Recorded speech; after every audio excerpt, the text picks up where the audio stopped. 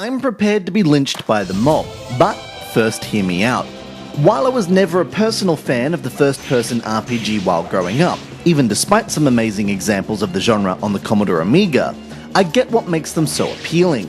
I love the challenge of overcoming my ignorance and mastering an otherwise puzzling system of gameplay.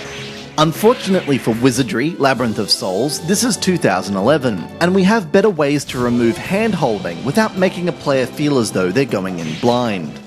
This is no pun, as those familiar with the seminal Wizardry series and its ilk, you'll find it odd to have arranged your party after wrangling with the interface to allow you to reorder it so your mage and priest don't eat dirt immediately, and entered a dungeon only to be presented with a mostly black screen.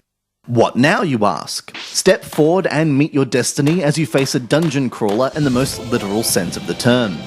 Lost Souls is, if nothing else, a dichotomy of deep gameplay and an obfuscatory interface that may as well be in another language if you've never played this sort of game before. A help menu provides some of the most rudimentary basics, such as listing the stats required for basic classes and what those stats mean. But unless you think to swipe the shop screen, you'll probably miss the map that helps to guide players in the first dungeon.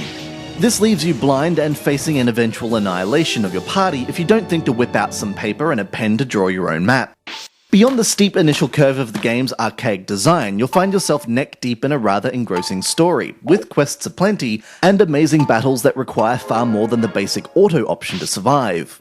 While the character creation screen and interface may make you believe this RPG is little more than a numbers game, there's more of an emphasis on efficient survival strategies than brute force, making it a deep game for those who stick around.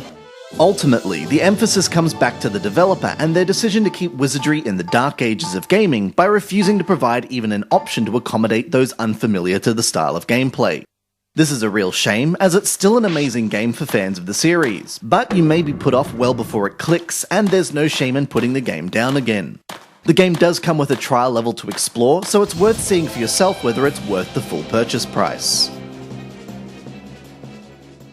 This has been Andrew with AppSpy.com. We review, you decide.